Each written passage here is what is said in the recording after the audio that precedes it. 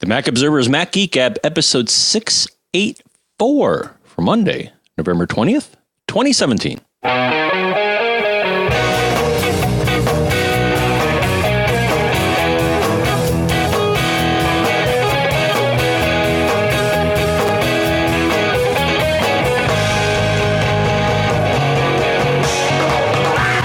Greetings, folks, and welcome to the Mac Observer's Mac Geek Gab, the show where you come to learn at least 4 new things each and every time we get together. How do we do that? Well, number 1, we share your tips, we share your questions, we share your cool stuff found, we discuss it all, and that's how we get there. Sponsors for this episode include Otherworld Computing with their new Aura Pro X SSD. They are now High Sierra compatible. We'll talk more about that a little bit later here in Durham, New Hampshire. I'm Dave Hamilton.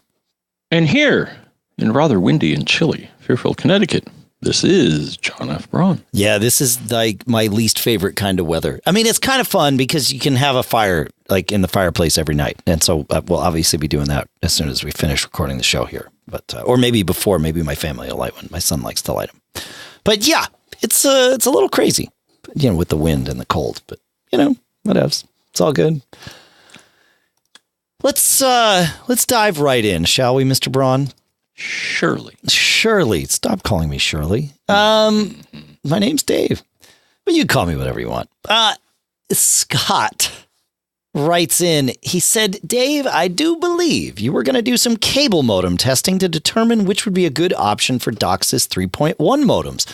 Just curious because I'm looking to get a backup modem. I had a panic moment when I realized I couldn't get online this morning. Luckily, the modem was fine and it was something else. But I want to have a backup modem, so I might as well get something new and use the current one as the backup. Yeah, so this is interesting. There are, at the moment, 3 commercially available DOCSIS 3 modems that you could buy on your own. I think there's a 4th one, and I forget the name of the company but only provides it through ISPs. And they're all right in about that $150 to $190 range. So, and they're all DOCSIS 3.1, but they're all backwards compatible with DOCSIS 3.0. So let's first quickly go through why this matters.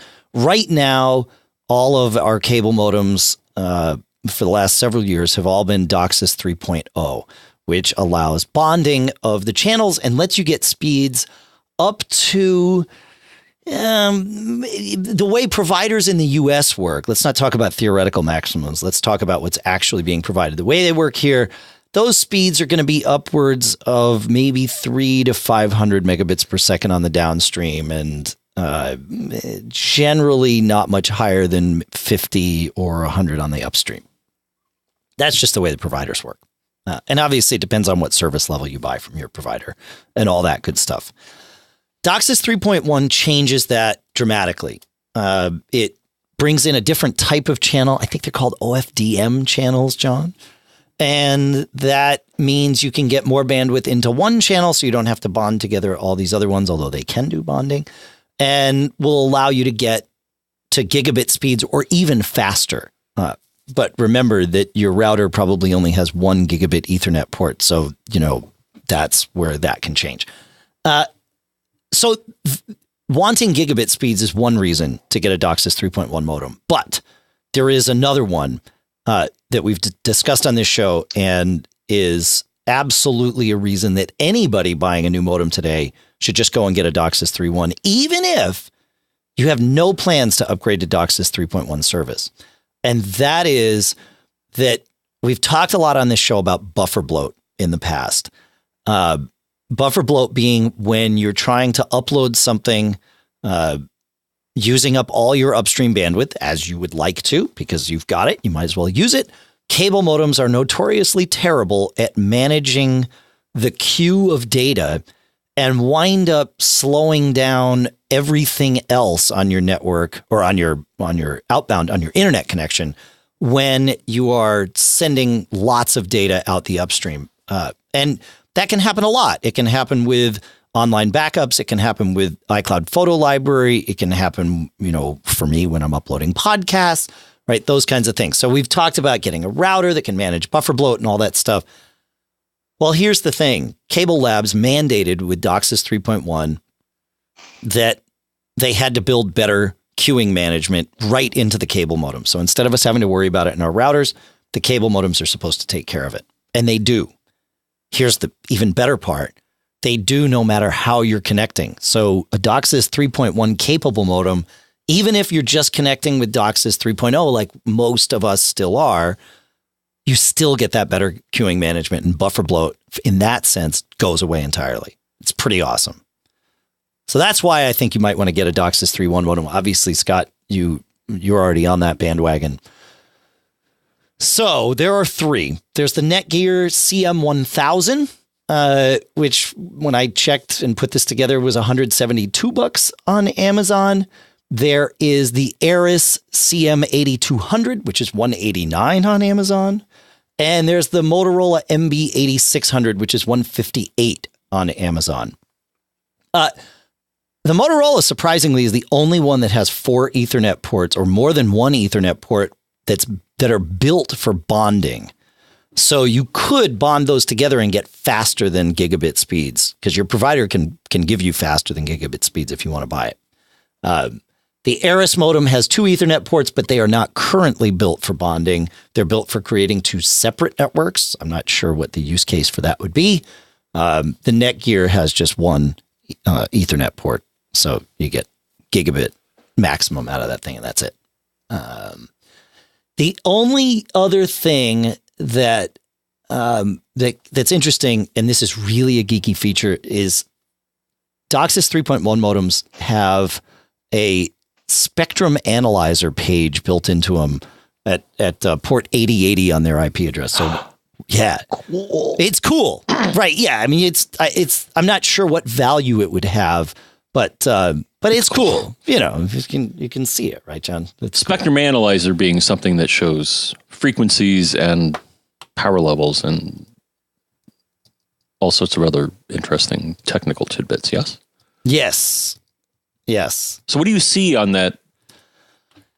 I mean, does it show you? I mean, what are the parameters that it displays? It shows me the frequencies. It's a frequency graph, and then it shows the amplitude of the signal at any given frequency, and it goes from 0 megahertz up to 1300 megahertz. And megahertz, really?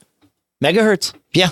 Megahertz. You can look. I'll post a picture. Well, that's the frequency, but then it shows another thing, right? The power or yeah, the signal to amplitude noise? is measured in dBm. dBm or yeah. dBmV, or that's what I see on mine. Okay, yeah. Well, all right. So frequency and power. So you get because now most of them they show you a table that has the numbers. So this shows it graphically. That's kind of nice. Yeah, it shows it graphically. Again, I'm not sure what value this has.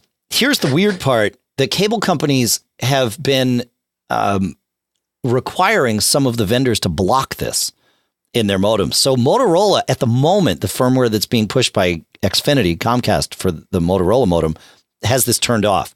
But the Aris modem has it turned on. It's weird. It keeps changing. I would, honestly, though, any of these 3 are fine modems. I have all 3 of them. I've tested all 3 of them. They all work great. I've used them each for, a couple of weeks. So heat wise, as they kind of get running and rolling, hasn't been any problem with any of them. I would recommend any of them. I wouldn't really stress right now about how many Ethernet ports it has unless you really know that you're right away going to start using some weird bonded connection that most of us probably couldn't do anyway. So I just shop based on price with these. And so if the Motorola is $158, that's the one I'd buy. But I'll put links to all 3 of them in the show notes, and we can figure it out from there. So, right, John? Now I'll offer you an interesting observation I made about mine, Dave, which is a 3.0, but something has changed. Okay. Not only that the cable guy unplugged me. Well, yeah. During the last episode. Right, of course. But so I purchased the, as recommended by OptOnline or Cablevision or whatever you want to call them this week, the TM1602. Okay. Now what's kind of funny is that at first, Dave, when I looked at the specs for this modem, it said, well, It has 16 bonded downstream channels, but it may have 24 with a separate downstream license. And I'm like, well, who obtains that license and how does that even happen? Right. And then this also advertises up to 4 upstream or 8 also with a separate upstream license. So apparently my ISP has to pay for that. The thing is, I'm certain when I got this modem, Dave, I think I had 16 downstream channels. Okay. And 4 upstream, which for the speeds I'm getting works fine. But now, Dave, I just looked today, and how do you look at these magic numbers? Well, you go to the DOCSIS status page for most modems is 192.168.100.1. And I have 24 downstream channels now, Dave. How many of them are bonded? They all are. Oh, okay. So the thing is, when I got the modem, so they must have pushed a firmware update or license update or whatever, because before I had 16. The thing is, having more downstream channels spread across your spectrum is I think, always a good thing. It is. With DOCSIS 3.0, having that spread is a good thing, because it can, especially if you're in a congested area, it can give you more. Essentially, it gives the modem more options in terms of being able to get the bandwidth that you deserve. So it kind of shocked me, because I'm like, I didn't see that before. Right. So thank you. So I think Comcast will always bond 20 down, no matter. I mean, up to the limit of your modem, but 20. If you've got a 24 channel or even a 32 channel modem, I think it stops at 20 down. And that's just how they work. But even that's going to. Again, it's good to have the options. I think for most of us, with the speeds that we get and the speeds that the maximum speeds were offered with DOCSIS 3.0, 8 channels down is actually enough. Mm-hmm. But again, it's helpful, because then the modem can sort of pick and choose and pick the best one. So yeah, it's interesting. Very interesting. So that's, I think that kind of answers that question there. Like I said, the spectrum analyzer is interesting. I'm currently running the Eris modem here so I can see the spectrum analyzer. I don't think they've changed the firmware on me yet. Let's see. Nope, there it is. Spectrum analyzer's up. So I'll put a link in the show notes to what this looks like, so everybody can see it. And nice. Yeah, why not? We'll go from there. Yeah. So there you go. I'll put a link right there, and we'll put a link right here, and everything will be good. So you can see my spectrum analyzer. I'm not sure it matters.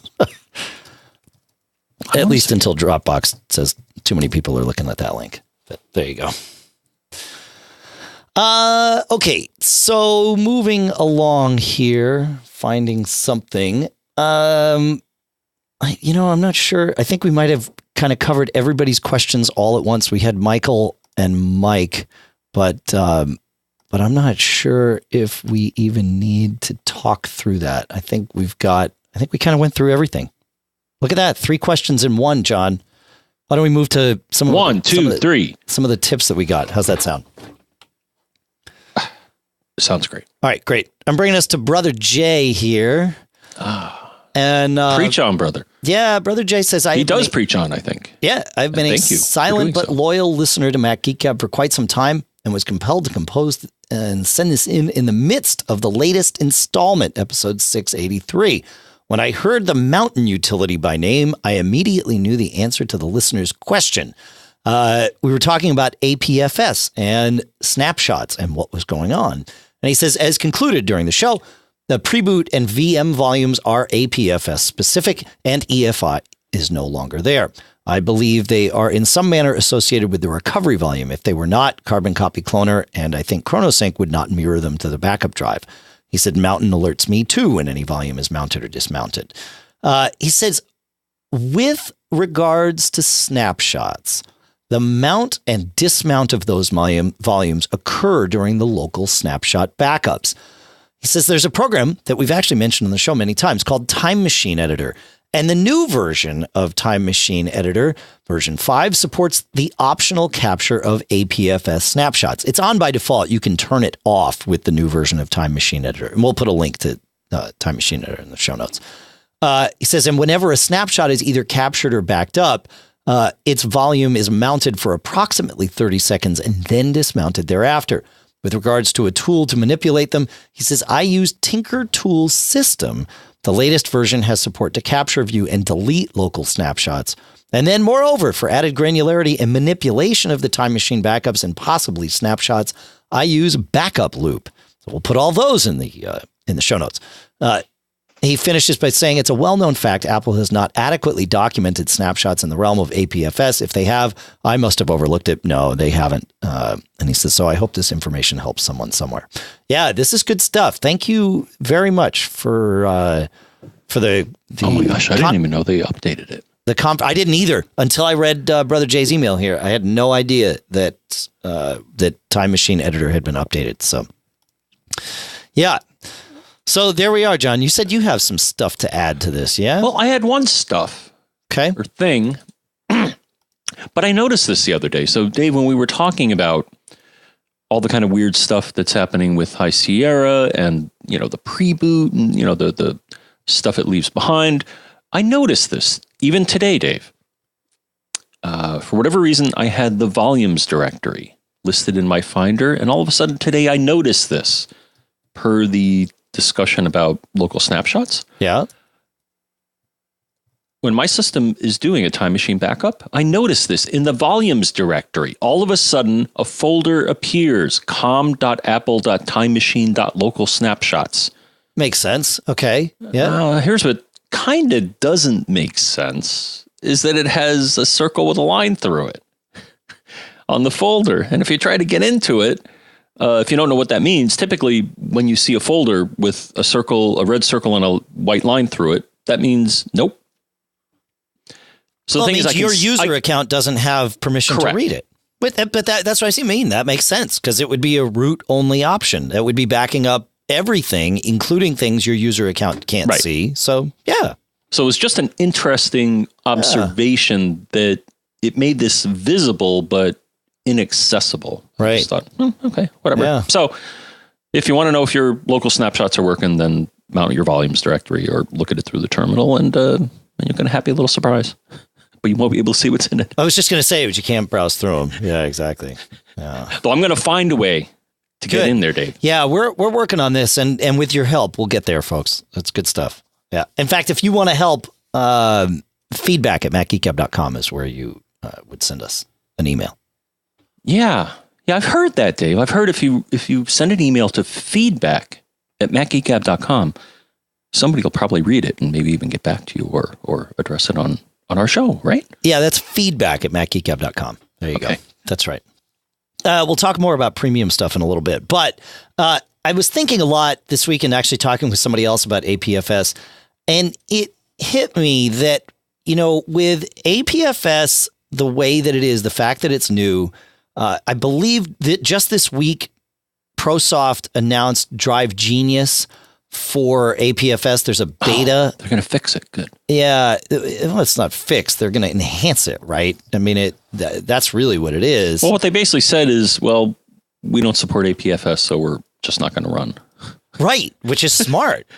I mean, really smart. Well, it's made me sad because I love Drive Genius. Oh, I do too. But it doesn't make me sad that they are doing this in a very methodical way. I mean, this is a brand new file system. We don't want utilities coming out without them being tested. I mean, the whole reason to run something like Drive Genius is when you're having a problem, you want it to fix it. Without it being built properly, it could make the problem worse, right? So, I mean, it makes sense. But to that very point, they're really okay. So this week we have a version of Drive Genius that at some level works with APFS. I haven't been able to test it because I haven't had a problem with APFS yet. But it's basically that right now, and FSCK_APFS, which is more commonly known in the GUI as disk utility, and its repair function. But that's really all we have right now. And with that in mind, if you're not doing clones of your drive, I highly recommend doing so now, because that may be your only recovery option. If you run into a problem where, for whatever reason, the file system gets corrupted, and who knows, we may find that APFS gets corrupted a whole lot less than HFS Plus did. That's certainly possible, but we don't know. We haven't run it in production long enough to really say anything about it, right? So I just wanted to share, make sure you're doing your clones. It's especially with APFS, it might be your only saving grace there. So, well, I'm going to tell you, Dave. Okay. I'm still, at least with Carbon Copy Cloner, my target drives, neither one, they're still using the old file system, and everything seems to be working just great. Of course. Right. So do I, should I reformat my backup drives to APFS? No. No, I think because everything's working. So the thing is, if it's working, if it ain't my backups are being made, so it is, right? and there've been no complaints. So I'm like, well, why should I? The problem with backups, as opposed to clones, and you need both, right? But the problem with a backup is the restoration time from it can be, measured in many hours or even, single digit days. Right. If your drive goes to pot right now and you can't fix it with Disk Utility or maybe this version of Drive Genius, then you have to restore from a backup, which first means formatting the drive and, going through that process of pulling all your data over and rebuilding the drive and all of that stuff. So that's a lot of time. Right there. You might lose, again, the remainder of whatever day you're in and perhaps some of the next one. Whereas if you could fix it with something like Drive Genius or Disk Utility, that's an hour or less, maybe even a half hour, maybe even 10 minutes. There's a big difference there if you're relying on your machine to actually do the work you need to do every day. So that's why I suggest and recommend highly having a clone. In all instances, I suggest that. But especially now, if you have any problem, really, there is no answer. It's go straight to restore from your backup, and that can be a time-consuming thing. So that's my thought. That's why. Yeah, that's why. Yep. Yeah. But you do clones, right, John? Well, yeah. Like I said, I do clones of both my machines at varying intervals, and the only thing now is that the source is APFS and the destination is HFS plus. And there's nothing wrong with that. No, because that's a good thing, I think. What I should probably try, and I have not yet done this, so shame on me, and we should all do this, especially with our clones, is make sure you can boot from your clone every now and then. Yes. And I'll admit I have not done that with either of my clones in a while, so I really should do that just to make sure that. Well, and along the same lines, it's good to make sure you know how to restore from your backups and that you can restore from your backups, that your backup disks are readable, because otherwise they're not backup disks. They're just fun little desk ornaments. If you got a couple hours to kill or days or whatever, try to recreate your system from a backup or a clone. You don't have to recreate it to test it necessarily. Just do some spot checks. Go and pull 3 files from different folders out there and make sure that, make sure that they come in. If they do, then that's a pretty good indication that, I'm in good shape. Well, because we've had people say, well, when I tried to restore my data from my Time Machine backup that I've been running for ages, the stuff I was looking for isn't there. And, Time Machine is kind of known for not being very forthcoming when things go wrong, and that it doesn't, self-repair or anything. It's just like Michael King in the chat room at macgeekgab.com/stream says, once a week I boot from the clone, and he does his clones every day. Yeah, it's smart, good man. That's good.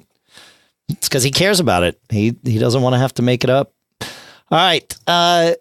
Again, from last week's show, we heard from Matt, who says, we were talking about the APFS secure erase, rewind, different acronym, the SSD, or different set of initials, SSD's secure erase, and how that wasn't really possible. And he says, newer drives do support the secure erase feature. He says, the drives that support it have a non-accessible AES key that is used to encrypt the hard drive at a very low level. It does this no matter what. Then, when the secure erase command is issued, the key is destroyed and a new one is generated. Thus, all the data on the drive is worthless instantly. It says this is supported by the Samsung Evo drives as well as many others, and he gave us a few links.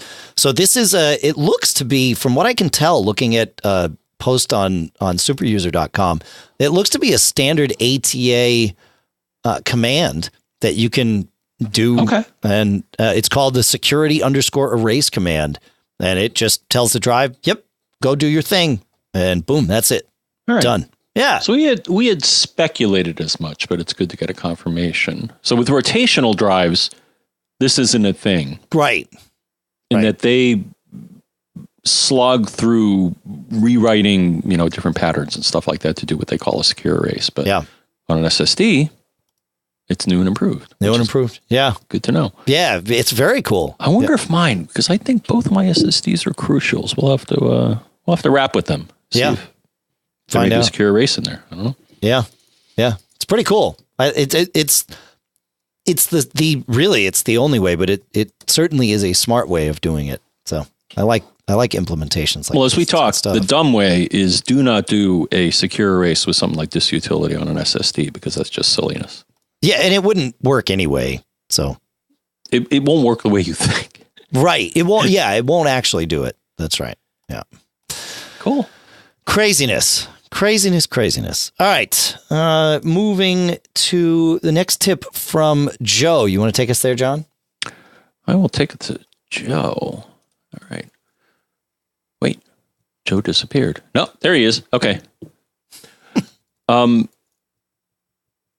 Joe wrote us a little while ago, and he was having a problem installing High Sierra.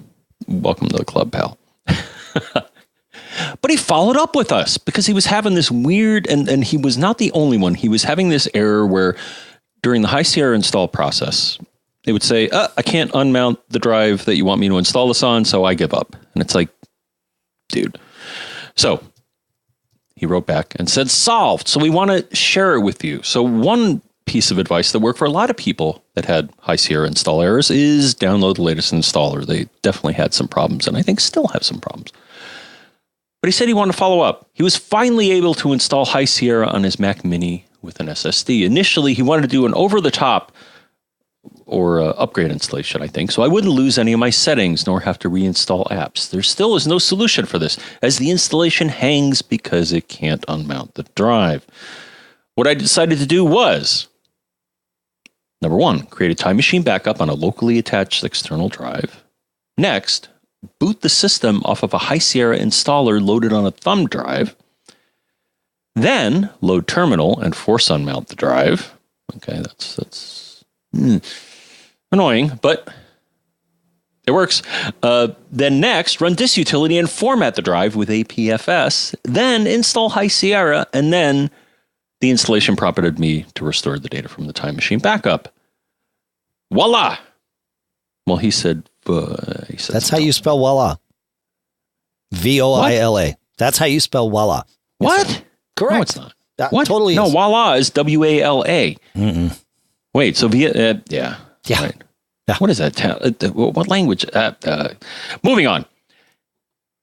I have my system back. This is the standard fresh install method you guys talked about, or as my colleague likes to call it, nuke and pave, I think. This is a modified nuke and pave, right? No, I think it's full nuke and pave, right? I mean, he's starting fresh and then restoring from a backup. He said he attempted this several times in the past and had to back off and reinstall Sierra for my time machine backup. What got me each time I failed was that I instinctively formatted my external locally attached drive to HFS plus case sensitive. Ooh, I don't know if I do that. Let's talk about that later. Before I created the time machine backup, what I didn't realize is that my Mac Mini was formatted with the default HFS plus case insensitive format. Mixing the two, as I'm sure you're aware, is a no-no, and Migration Assistant could never complete the task. I know you're sporting a Mac Mini server yourself. Yes, I am. Have you upgraded yet? If not, I believe this method is your best bet. Apple still has yet to address the fault where the drive can't unmount when doing an over-the-top installation. Cheers from Joe. My follow-up, Dave, is that I had absolutely no problem. What occurs to me, though, is that reading as I was reading this back, so the only problem I had, Dave, so I was able to do what we'll call an over-the-top or an upgrade installation of High Sierra on both my Mini and my MacBook Pro, Dave. And the only problem I had, I think, was on my MacBook Pro, is that at the point where you run the installer and it does some initial busy work and then wants to reboot, my machine wouldn't reboot. And I was like, okay, patience.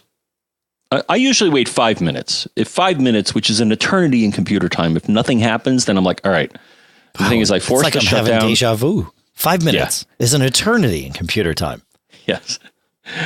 So I held down the power button, which on nearly every modern computer, if you hold down the power button for 5 seconds, that forces a shutdown. So I did that, restarted the MacBook Pro, and then it resumed. It was like, oh, okay, I'm in the middle of an OS installation. Here we go. And it worked. That was the only problem that I had, Dave. The only thing that concerns me about what was said here is formatting something as HFS plus case sensitive. I don't think I've ever done that. And I'm not exactly sure why one would want to. You see where I'm going with that? I'm just kind of speculating as to why he was having issues. HFS plus case sensitive isn't very common in my world. I don't know about you. I mean, have you ever formatted a drive intentionally? I mean, I think the default is case insensitive, which kind of makes sense, I guess. Well, right? Not with APFS, right? Isn't APFS case sensitive all the way through? Is it? I think so. Well, let's find out. But I think so. But my concern is that I think the reason he may have run into an issue was this disparity between the case sensitivity of the various machines and backups and stuff. Yeah, I agree with you. The default for prior versions of macOS, but even now with macOS, is when you're formatting HFS Plus that it is case insensitive. So I seem to remember there was one app. It might have been something from Adobe, short-lived, and there was something about case sensitivity with it. It either required it or it totally broke with it. I think it was the latter. In fact, I think it totally broke with it. I don't know that I've found anything on the Mac that requires case sensitivity in the file system prior to, but again, I think APFS is case sensitive by default. We got to look into that, but I'm pretty sure. Yeah. All right. Well, that was great. So, Joe. Yeah. Thanks for sharing that. Yeah. Yeah. Good stuff. Good stuff. All right. And while we're on the High Sierras and the installs and all of those things, Michael did ask this, and it's possible Joe's path would work for him. But he says, I downloaded the installer twice now from the App Store for High Sierra. It says it's installing. It shows my internal drive. It restarts, and I'm back in Sierra, running a mid-2012 MacBook Pro. He says, I have 100 gigs available on my 1 terabyte internal SSD. Do you think that's the issue? And no, I don't think that's the issue. 100 gigs should be more than enough space, way more than enough space. But there's clearly something going on, and I think kind of following Joe's path, but a little bit differently perhaps, is just creating a bootable installer of some kind.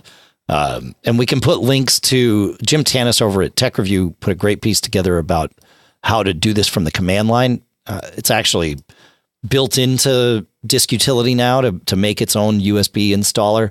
So we'll put that out there, but also diskmakerx.com is really a great. I think you meant the installer itself has the ability to create a version of itself. Sorry, the installer does, not Disk Utility. Right. Thank you for that. Yes. Yeah. Totally right. Totally. Yeah. Right. So it's a command line incantation that lets the installer make a version of itself on a USB drive. On a USB drive. Yeah. It's great. Well, there's another way to do it, of course. Yeah. Which is even easier, is just go run DiskMakerX. Yeah. Which I guess runs the 1 or 2 lines of stuff that you have to do. I guess so. Thanks. It didn't used to, right? I mean, DiskMakerX is something that's been around for, I think it was initially for Lion. I mean, I think initially it was clever because the thing is, Apple did not, as far as I know, include the ability within an installer to create a USB bootable version of it. Until now, right. But now it does within the last couple of versions. Yeah. But still a good utility. I think it does some other things. Yeah. I remember using it. So I recommend, again, just for preventative measure, I recommend everybody go and create a USB installer for High Sierra and also one for Sierra. Yeah. Because what happens if you need to do this? I mean, you can go through the net boot and all that as long as your internet connection's working. Right. But if you don't have that, then how do you get it back up and running? If you take 10 minutes today and go build a USB installer and just tuck it away. I actually leave mine in my travel bag for my laptop. So it's always with me, home or, elsewhere.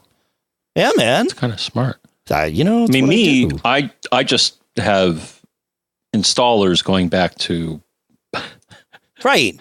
I'll let you know in a moment. I have the installers themselves. I haven't actually run the command to make a USB bootable, but maybe I should. Well, I do the same thing as you. I store all the installers out on my disk station and it's there forever. But I need to be able to get to the disk station, and that can, it's time, right? And perhaps this goes back to when I was doing a lot of consulting, and I always wanted to have everything I needed with me, no matter where I was, to be able to solve somebody's problem. That wasn't always the case, but that was the goal, But also, even for myself, I wanted to be efficient about it. And so, having to go to another computer and download the installer, whatever, was like, I'm going to be doing this enough.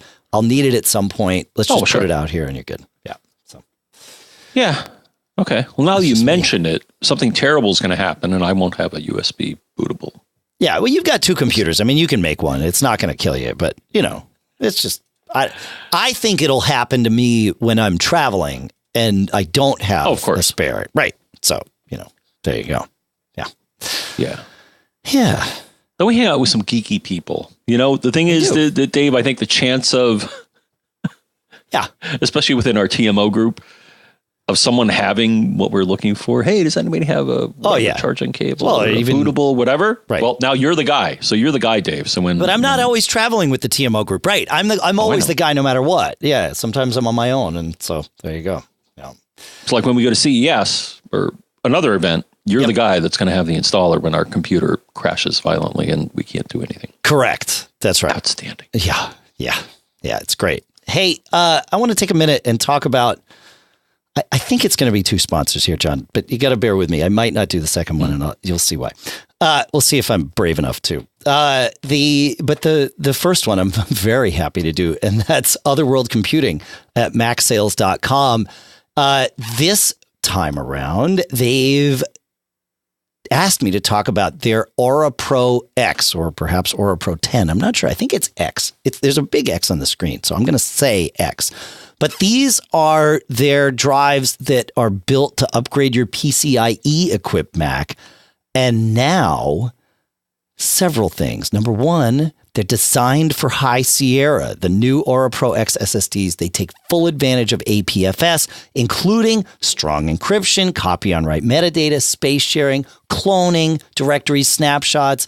All of that stuff is right in there. They've upgraded them in terms of their speed, 2.3 times the write performance they used to have, and now up to 16 times the capacity. These things, they've got benchmarks showing over 1,000 megabytes per second writing and 1352 megabytes per second reading. That's fast. And they can go up to 2 terabytes now. So this is for your I think 2013 and later MacBook Airs that are PCIe based. The MacBook Pros, I think up through 2016 were that way, from I think 2012 to 2016, maybe 2013 to 2016. And what's cool is you can get it with their Envoy Pro enclosure, which means when you take out the one that's in there to upgrade it, you put this new one in, but the one that you took out, well, it's still got storage space on it. That's what the Envoy Pro enclosure is for. You put it in there and you're good to go. You can use your old storage externally. It's pretty good stuff. Really, really cool. And here's the thing. Customers can save up to $320 by trading in that original Apple drive. Or if you had an OWC drive that was smaller and you're upgrading, you can get the same thing with their OWC Flash Up rebate program. We'll put a link to that in the show notes too, because it's how we are. So you can check it all out. Very, very cool stuff. and we're happy to have OWC as our sponsor for this episode. So I said that I wasn't sure if I was going to talk about the second sponsor, John, but I think I'm going to do it. You folks have convinced me of something. Not all of you, but several of you. I mentioned how I used to do a bunch of consulting, and I sort of stepped away from that for many years, using Geek Gab as the sort of the way to flex that part of my brain and keep that going. Lately, though, and over the years, people have asked if I would, help them out. And I've always found a very polite way to either help, casually via email, kind of like we do in our questions and all that, John, or, by directing them to someone else. Two of you, though, recently succeeded in getting me to consult again. And I really liked it. I had forgotten how much I enjoyed doing that. So I am not advertising this anywhere but here right now. I need to make sure I keep my schedule from getting completely overloaded. But the two people that I helped, I was able to do remotely. It worked really well, and so I'm happy to open this up to any of you. I think. We'll see how it goes. But davethenerd.com, I haven't flushed out that website in quite a while, but if you go there, and you can contact me any way you want, but that's one way to find me if you're interested in having me do any direct work for you. Well, of course, what we do here is what we'll always do here. But there you go. So there you go, John. I don't know. Maybe I'm crazy to open that door up, but I think it's good. I think it's good. Yep. You are. I know. No, I know. But I really enjoy it. I enjoy helping people. So, there you go. davethenerd.com. So only for Geek Gab listeners. Right. Because I reflect, Dave, that you have too much free time. Yeah. I mean, how many podcasts are you doing? 6? 3. Just 3, what? John. I thought it was 6. Really? No, it's this one. It's Geek Gab and the Small Business Show. Yeah. Right. Oh, okay. Well, I thought you did more. No. So were you guesting on others? I guessed on quite a few. Yeah. Okay. Yeah. I think you told me at one point, I have like 6 podcasts this week. And I'm like, what? Yeah. No. Yeah. Oh, no. Some weeks I do. That's right. Mm-hmm. Oh, I just because I know people are going to ask, and I am someone who firmly believes in leading with the price, because it's never good when there's a misunderstanding about that. We've talked about it on the show. So my rate's $150 an hour for remote work. It's a 30-minute minimum, so a half-hour minimum. Mm-hmm. For on-site work, I always did a 1 hour minimum just to cover my travel time and all that stuff. But there you go. So that's Dave the Nerd. That's me. And the doors are open until I close them again. But I won't leave anybody in the cold. That's not my style. So there you go. Okay. Moving along to our quick tips. How's that sound, John? Yep. I'm petrified opening this door, by the way, folks. I mean, it's because who knows? It's new again, something anyway. Like I like to tell my friends that get engaged in new endeavors, Dave, the worst that can happen is you'll fail. Right. Right. But failure. So, I mean, this now sounds like a conversation on the Small Business Show, but failure can come in a variety of ways, right? Failure could be that that nobody asked me to work for him. Okay. Failure could be that too many people asked me to work for them and I'm totally overloaded. Or failure could be that people asked me to work for them and I can't help them in any meaningful way. I'm not so concerned about the final one. I take pride in what I do, and I think I do okay.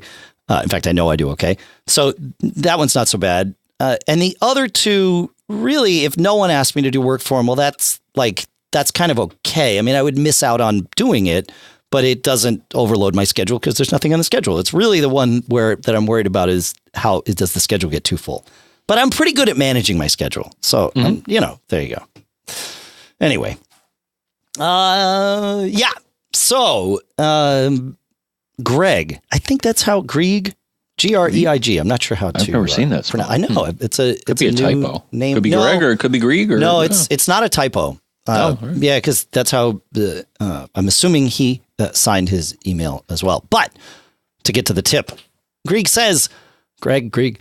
iOS 11 finally lets you save a note to a specific folder. In iOS 10, at least for me, it would only save a new note to the all iCloud folder.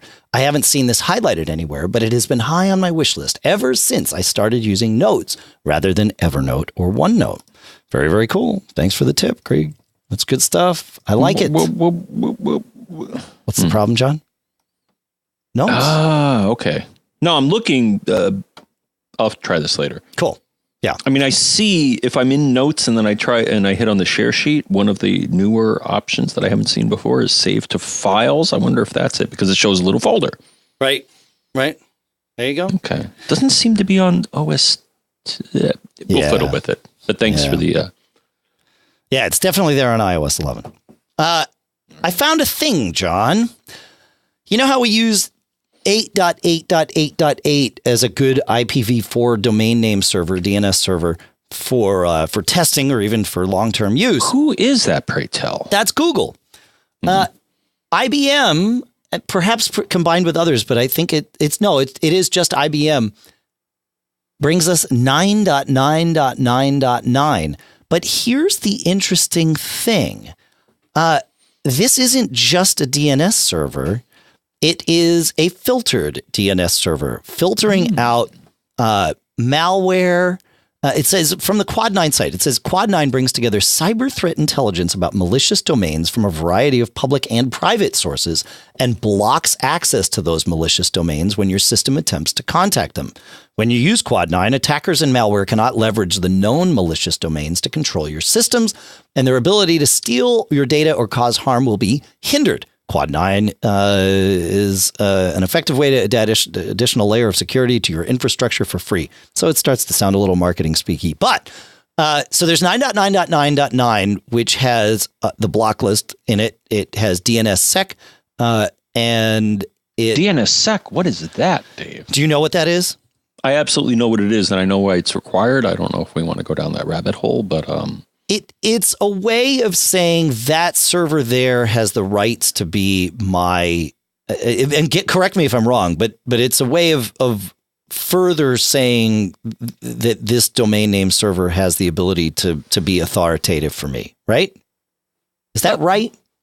I would say my brief understanding, having dabbled with it at some point. So the problem is DNS, or domain name server, the system that converts names to numbers or to IP addresses, is not secure in any way, shape, or form. Like many things, right? It was on just the internet when it was works. designed, email and stuff like that, is that you have to add things, and so as far as I know, DNSSEC adds a layer that I think it prevents DNS spoofing. That's exactly what it's for, right? So you can. If you're in the right place on a network and you want to fake out people and say, no, go here instead of there, it's not trivial, but it can be done. So you can redirect people to your, I think ARP spoofing is one way to do that. I actually did a exercise in the past where we actually did this, where we redirected somebody using ARP spoofing from one server to another because there's no authentication in DNS or, I mean, at the lower levels as well. But, no, that's a good thing. Yeah, 9999 has the block list. It has DNSSEC, and it doesn't allow eDNS client subnet. And I don't know what that is, and but if you want to use IBM servers without the block list or DNSSEC, then it's 99910, and then you have that stuff. It gets even better.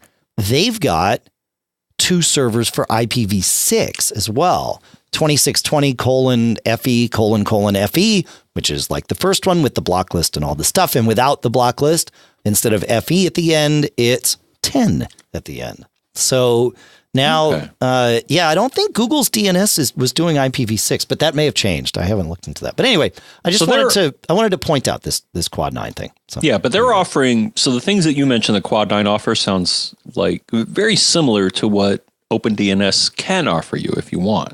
Yeah, except OpenDNS isn't doing they're not doing. Well, they have a block. I think they have a block list. So they have a configurable block list. It's awesome. Yeah, you can control it for your own network. Yep. Yeah, it's cool. Huh? I may have to try them. You don't use OpenDNS? Oh, no, I do. Oh, okay.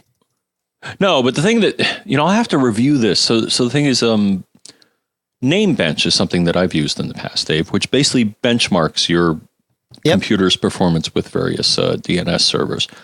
I know they've been talking about a 2.0 for a while. I haven't looked lately to see if they've released it because the current client, I mean, it's okay, but it's not, it's a very basic GUI and stuff like that. But they've been promising an update, so I have to see. But Namebench is something that you may want to use because the time that it takes for you to resolve domain names can affect your browsing experience. And if your DNS sucks, then your browsing is going to suck and everything is going to suck. Yeah.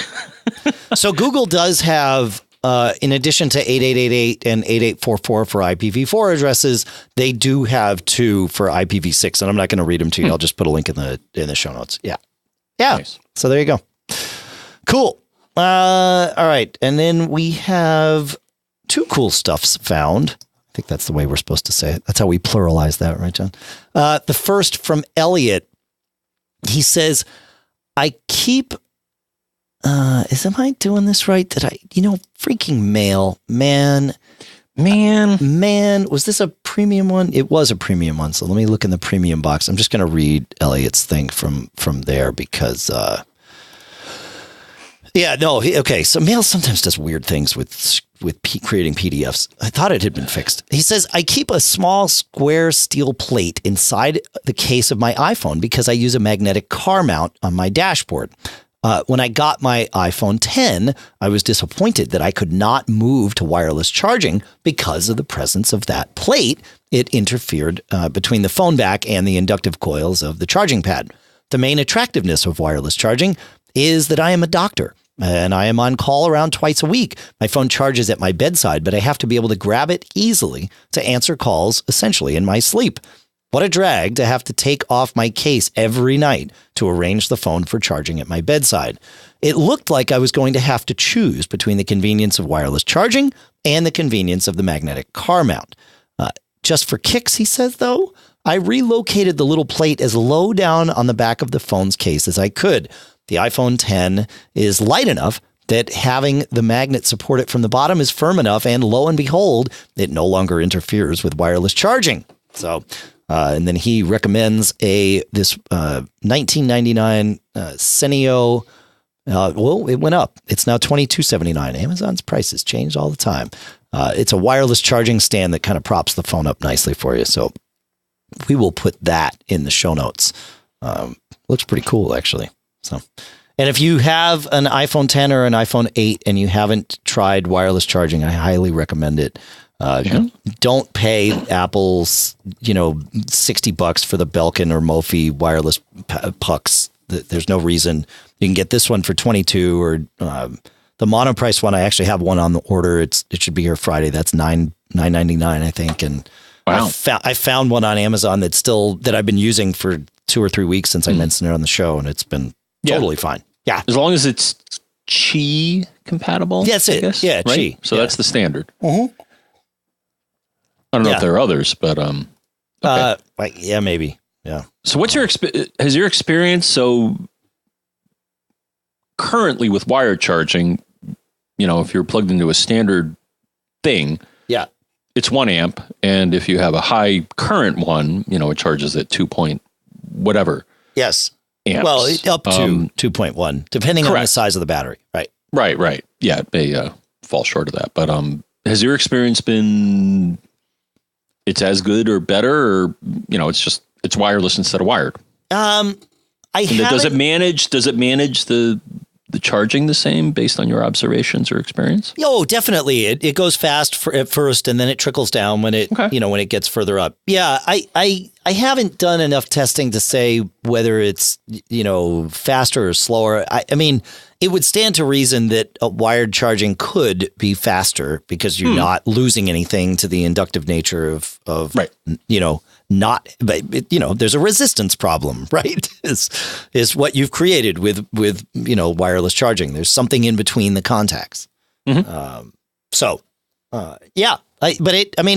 It's certainly enough to charge overnight. Like I put my phone down. It doesn't matter where it is. And by morning, so do you have good to go. So you have a charger in the bedroom or nearby, and you just put the phone on there, and when you wake up, it's good to go. Yeah, my biggest complaint is that it's got a bright blue light on it, and I don't tend to like that while I'm sleeping. But that's why we have electrical tape. Exactly.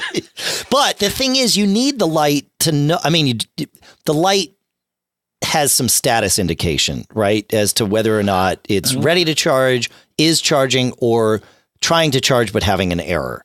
So, like, it's good to see it, but maybe I just need to dim it. I think I'm with you in that I maybe have one or two devices around the house where, number one, they choose a blue LED, which is kind of blinding. Yeah. Or it throws you. I mean, we didn't have blue LEDs when we grew up, right? Right. It's different. Yeah. And now we have it everywhere. But number two, I have some where it doesn't provide any useful information.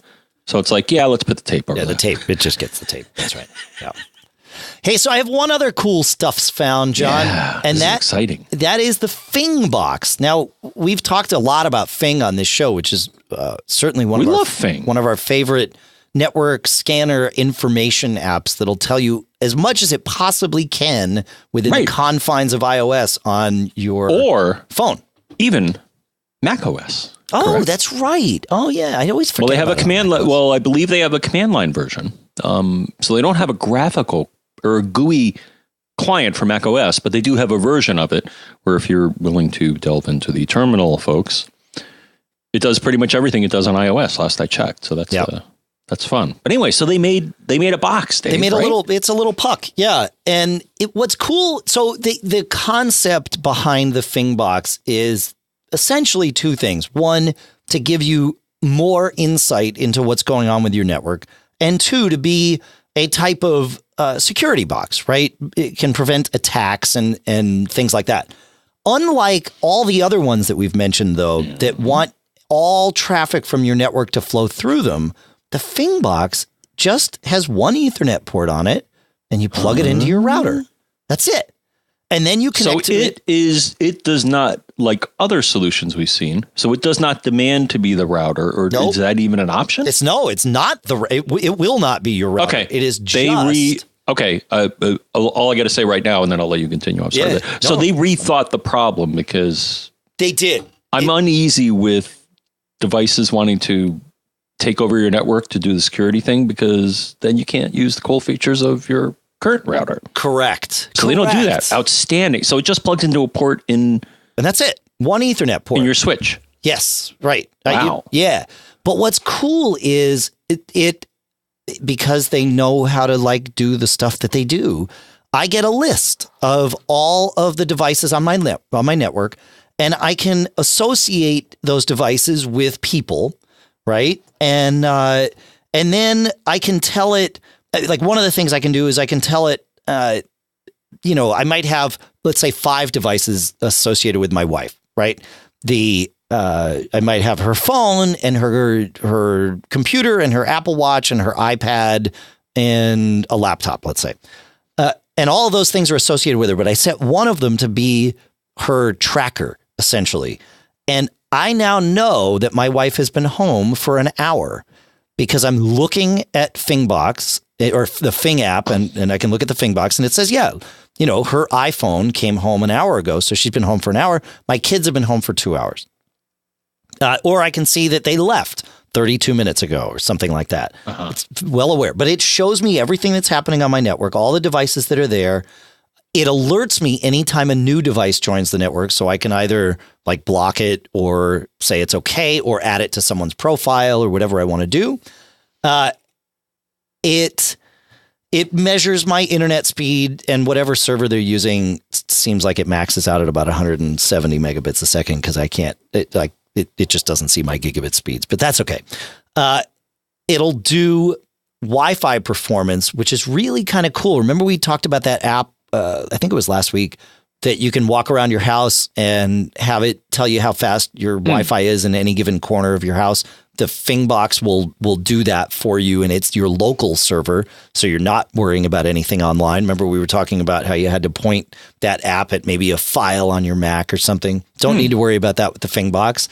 It's got per person and parental control and device blocking, so if I want to turn my kids off I can turn them off. It'd be a really bad idea. They'd come storming in here right now and ruin the show. No, they'd figure it out. I mean, they just turn it back on. Yeah, they'd probably just go into the office and unplug the Fingbox and everything's fine. Yeah, but you can block things and it alerts me whether I'm home or not. In fact, the other day I was at a thing at the school, and then we had band rehearsal here at home afterwards.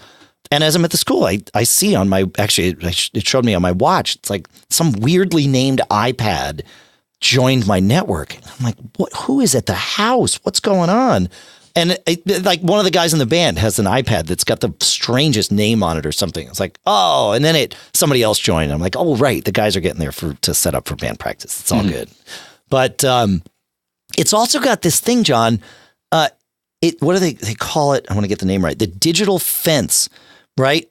That looks for it has its own Wi-Fi chip in it. The Fingbox does to scan for all kinds of things around you. So you can see if there's like dog walkers coming by your home, delivery people coming and going.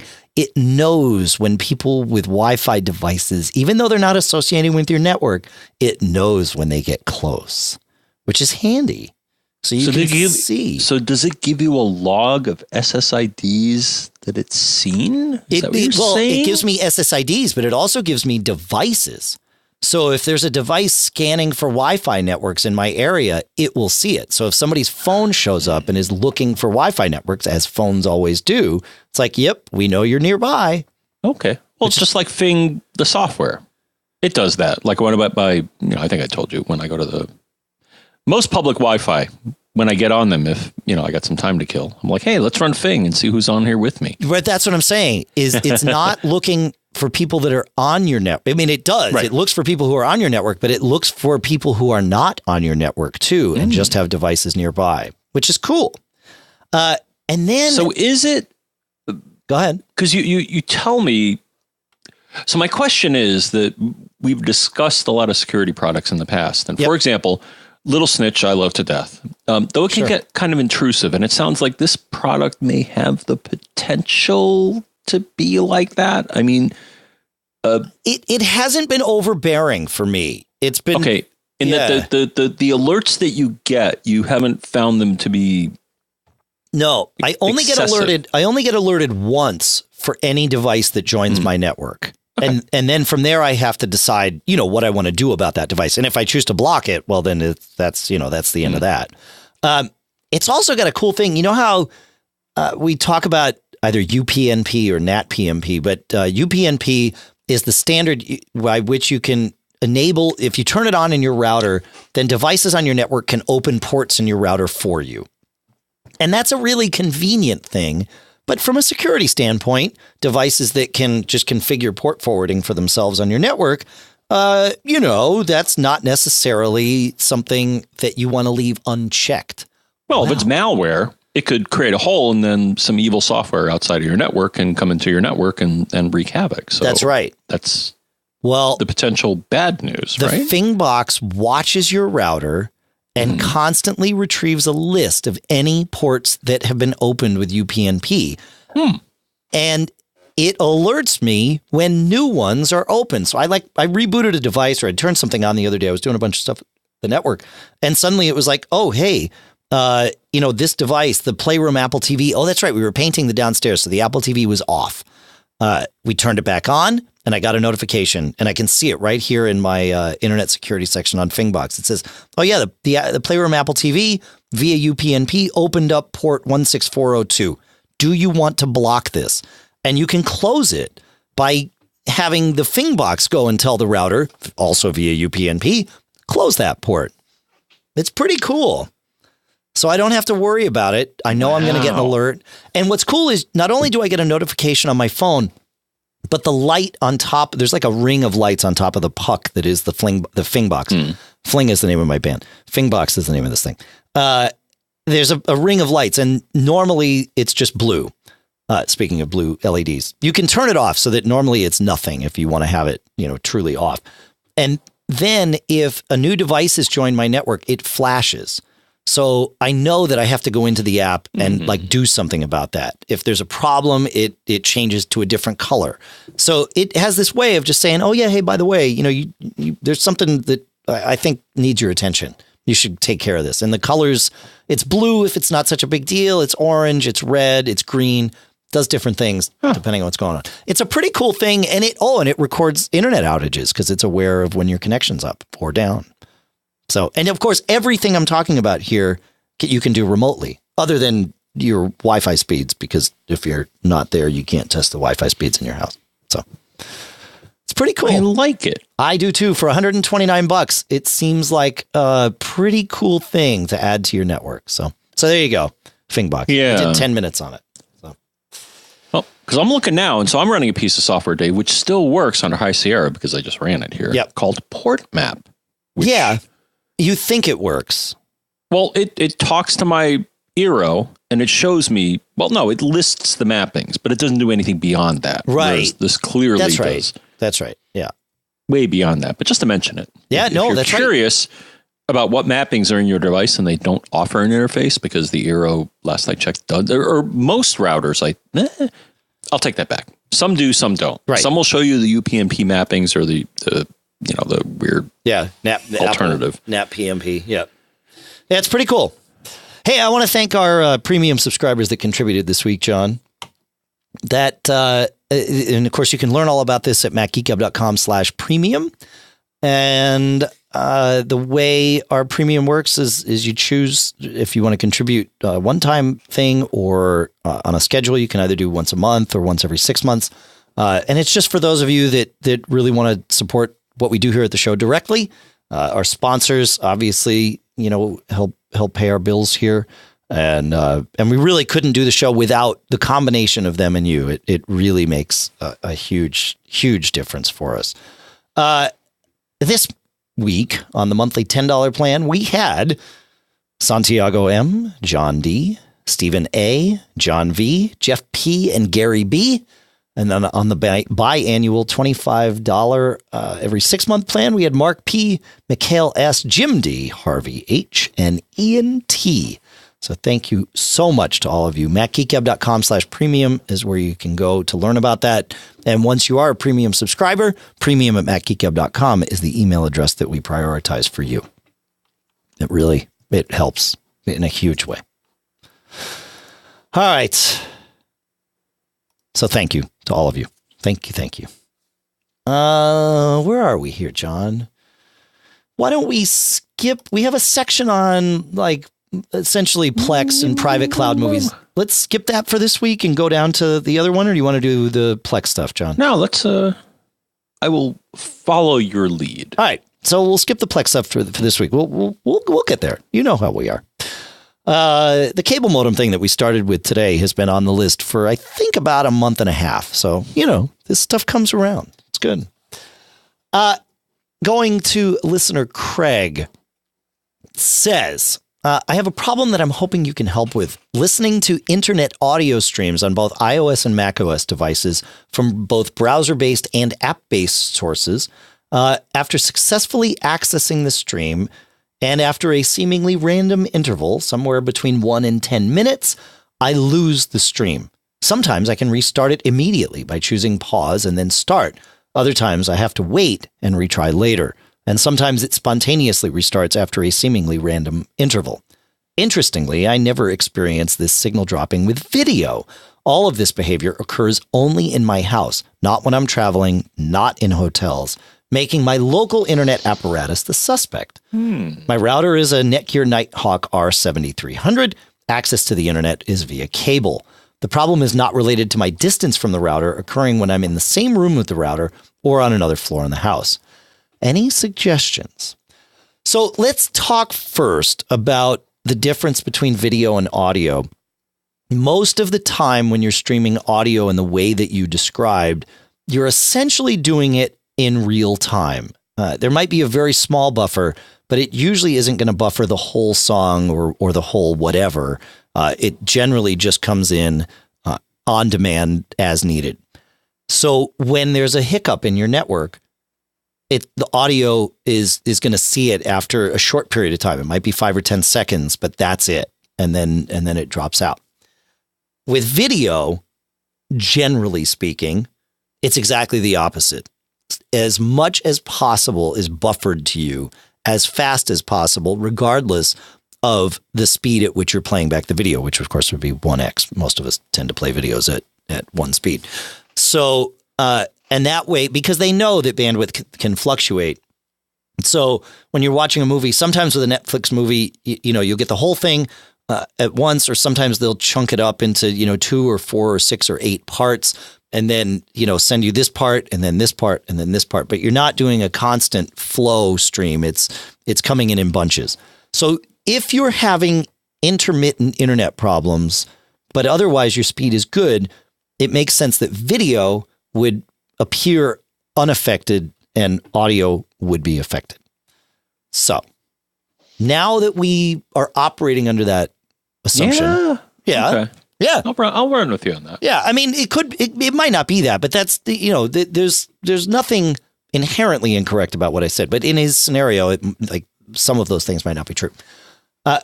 I think we need to see what's going on with your network. And my favorite way to do that is to open up 2 terminal windows. And in each of them, I'm going to get what's called a ping operation going, PING. What it does is you type ping space and then the name or IP address of some other computer or device. Ping sends out every second a little signal, if you will, a packet to whatever device you specify. And the way ping works is that device is supposed to respond. And some devices are just built to never respond. But in general, it'll respond. And you get to see how many milliseconds it took for each packet every second to come through. And it just starts ticking them off as you go down the screen. So the reason I open up 2 windows is because one of them, we will ping a server that is outside of your network. So I always do www.apple.com because it answers reliably. It's awesome. So I get one going and you just type ping space www.apple.com, hit return, and it starts going. To stop a ping, Control C. So now that you get that going, you just let that run. Now go to the other terminal window. File, new window if you're in terminal. And I ping my router, something local on my network. Ping space. If your router is, 192.168.1.1, well then it's ping space 192.168.1.1. Alternatively, or perhaps even in a third window, you could ping your cable modem, which, as John pointed out earlier, is 192.168.100.1. And that's almost always going to be the address of your cable modem. So you can get all these going and then start listening to some audio. And when the audio hiccups, go back to those terminal windows and take a look. See if any or all of the 3 had a hiccup. Now, depending on which one or ones had a hiccup, you now know where the problem was, right? So it's happening on multiple devices. So it's not just your computer or just your iPhone. So we sort of rule that out for now anyway. And my guess is you're going to see your connection to your router is fine. That ping trail will be uninterrupted, but the ping trail to www.apple.com will see a few packets not having been returned to you. And if that's the case, then what you have is an internet connection with your cable modem that is cutting in and out. You could be pinging the cable modem too, just to make sure that the connection between your router and the cable modem is good. Then my guess is in that case, you'd see that hold steady. But it sounds like you might have an issue where your cable modem is sort of, resyncing itself initially. That's what I would head down at first. And then obviously, if you see that your connection to your router is dropping out, okay, well, then your internet connection is probably fine, even though that's going to drop out too, right? If you're pinging both of your router and Apple and they both drop out simultaneously, well, it's probably not a problem with Apple's server. It's probably just that you can't get to your router. And then, of course, if you can't get to your router, you can't get anywhere else. Yeah? Does that make sense, John? Kind of, but I'm going to take this in a totally different direction, my friend. All right. Which I know you enjoy. Okay. So while you were pontificating, yes, I I did a little search here, and apparently the Nighthawk series, and we're gonna link to an article here, which may or may not be relevant, but I think it is relevant, Dave. But apparently, the Nighthawk router has something called Dynamic QoS. And I'm speculating, if that's not set up right, that may do that, because as was indicated by Craig, this doesn't happen at other places, but it happens at home. So could it be specific to his Nighthawk router? And I'm suspecting maybe. Maybe. And then when you say if QoS is set up incorrectly, this would happen. When I read their article, I was percolating. I read their article. They have this feature in their router, which is good. Right. Of course. But maybe it's not working right. Maybe you want to get a firmware update. Maybe you want to see if this feature is on. And if it is, turn it off. Or if it's not, turn it on. I would do the ping test first. Oh, absolutely. So I totally agree with your analysis, but if it's the router, this would be a thing to look at. Yeah. Sure. Yeah. I like that. That's good. Yeah. So that's how I troubleshoot network stuff. Certainly not a week goes by, but it's rare that even a day or two goes by where I haven't fired up a couple of windows to just do ping tests and make sure everything's okay. I like this stuff. I obsess over it. I break my network a lot by testing things. And so it's helpful to do this. Yeah. Yep. I try not to, but I have had, so Netflix, I only signed up for it less than a year ago. I don't know why I didn't sooner, but every now and then I'll get a video stream, Dave, and it's just garbage. And I don't know what it is. And the way to solve the problem, sadly, is turn it off and on again. And then I'll stop streaming. I'll go back to Netflix. I'll run it again and everything's great. And it's why? I don't know. Who knows? Yeah. Could be my ISP. Could be Netflix. We don't know. We don't know. So maybe wrap it up with You want to wrap it up with Ken? I think we'll wrap it up with Ken. Ken has a very good question. We're going to reveal something that's hidden, I think, Dave. Sweet. I like that. Well, he says, hi, guys. Thanks for all the help you give me and everyone Apple-orientated with your advice and solutions. I noticed this today and wondered, what is the purgeable space mentioned? Are these cache files? I've attached a picture to make it clearer what I mean. Regards, Ken. And so Ken sent a picture, which I assume is from his Mac, and it shows what I think you're going to see if you go to About This Mac storage. And it shows in High Sierra, right? Not in Sierra. I think Sierra. I think it started with Sierra. I'll test. I'll pull it up here while I'm fairly sure the information I found is that it started with Sierra because I have a support article that says as much. Oh, then I believe you. Okay, because I'm all about support articles. You are Mr. Support Article, and sometimes I think, oh, here he goes again with another support article. But no, I mean, I'm just being honest. But I've learned to temper that. Or to temper any reaction to that, because many times you find stuff in support articles that's oh yeah, that. Wow. Well, Ken actually wrote back to me and said, I couldn't find this stuff. Yeah, no, you're Mr. Support Article. I got the Google foo, but here we go. So there is an Apple support article that goes into a bit of detail about what purgeable content is. And it's titled, appropriately enough, What is Other and Purgeable in About This Mac? And I think we're not the first people to wonder about this, Dave. Clearly not. I think to sum it up, and so they even say in El Capitan and earlier, they'll say other files are, this category.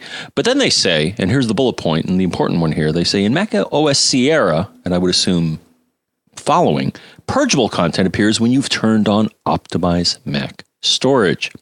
It's storage space that your Mac can automatically make available when storage space is needed. Files marked as purgeable can always be downloaded again on demand. So that's pretty much the answer.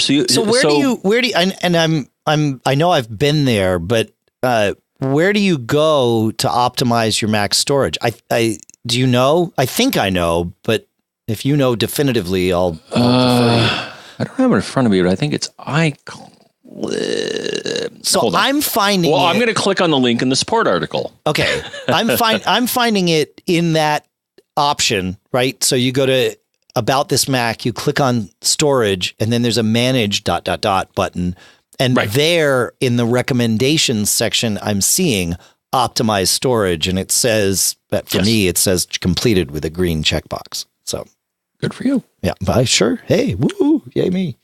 So basically what's happening here is that if you enable this feature, content is stored in the cloud. And if it's needed, it will erase it from the local hard drive if you need space for more important things, I think is pretty much the answer here. Yeah. Yeah.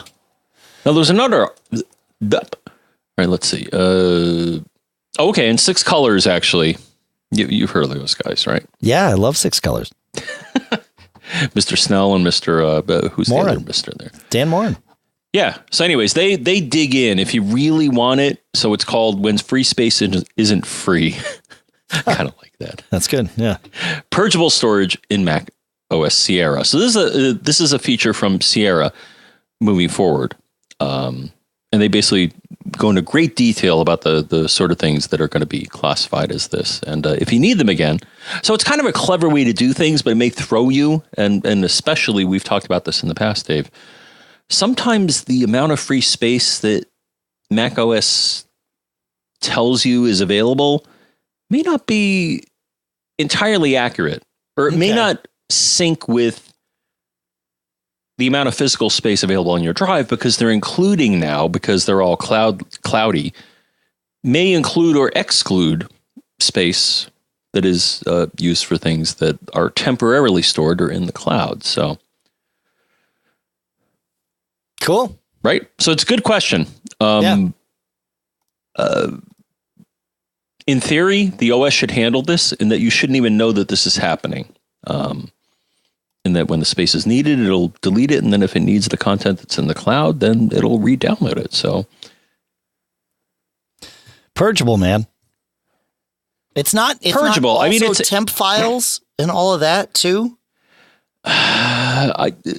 In my readings here, I didn't really see that mentioned specifically. That certainly could be the case, because that kind of makes sense, right? Yeah, exactly. I mean, if you get into a real critical low disk space situation, then maybe the OS will go into panic mode and like delete all of that sort of thing. I didn't get that feeling from the articles, but that certainly could be the case as well. Yeah. So it's a good question. There's info out there. I found it for you. That's what we do. And now it's time to move on. Are you kidding? Man, this just... It only took 5 minutes, John. The show took 5 minutes. I mean, I know 5 minutes is an eternity to a computer, but, it's just 5 minutes. That's all. Are you mocking me? No, I love that. That's the title of this show, as people listening already know. 5 minutes is an eternity. To a computer, yeah. It is. I know it is. It used to be megahertz. Yeah. Now it's gigahertz. I mean, I'm sure we're going to be getting the terahertz processors. If they're not already out there somewhere. They probably are. Yeah. In some lab somewhere. Yeah, you might be right. Sure. Oh, I'm sure. I don't know, though. We aren't going... Like, Moore's Law changed, though. Or, I mean, Moore's Law isn't as true anymore, because we found that going wider as opposed to faster is actually faster, right? Well, I think once Intel and others, but I think Intel takes the credit for this, and I don't blame them. But once you talk multi-core processors, you kind of break Moore's Law, because you're kind of cheating. It's like, well, I had one processor, now I got 4 in one. Yeah. It's the way to go. I think multi-core processors, from whoever you get them from, kind of break Moore's Law. Right. Or modify it. Yeah. You got to modify it. But Right, yeah. I mean, do you need a terahertz processor? I don't know. I think you do better with multiple, slower processors. And remember, Dave, we're going to hark back to the days when you and I were Apple II people. I still remember I had a 1 megahertz, as did you. Apple II with a 6502. Dude, when they came out with a zip chip with a 4 megahertz, I think it was 4. Yeah. We were like blown out of our chairs. It was like, oh my gosh. I couldn't put a zip chip in my... Did I 2C? Put a zip chip in my 2C? I put a zip clock in my 2C, but I don't think the CPU was soldered. I couldn't replace the CPU. So right, but it was But even back then, I mean, quadrupling. Yeah. Right? Quadrupling your processor speed back then was like, cool. Yeah, but it messed with audio, right? Because audio was all done by just clicking. Well, and the speaker. some things. I mean, you had to disable it, or games and stuff. Yeah, it's like some games. things you didn't want to. You didn't want running 4 times faster because you'd get like slaughtered by the monsters or whatever. Yeah, but, right. But yeah, you're right. Yeah, because it used the clock for audio and all sorts of other things. So yeah, right. Yeah. These days, I think we got plenty of processor, Dave, and plenty of disk space and plenty of RAM. We always said that, though, John. Yeah, I'm lying. Right? I mean, come on. All right, so we did the email. That's done. We did the email. What else do we got? The phone number. 224-888-GEEK, which, John, is 4335. And very quickly, here on the Twitter, it's still there. I can't believe it. I don't know. They expanded the... It's now twice as good.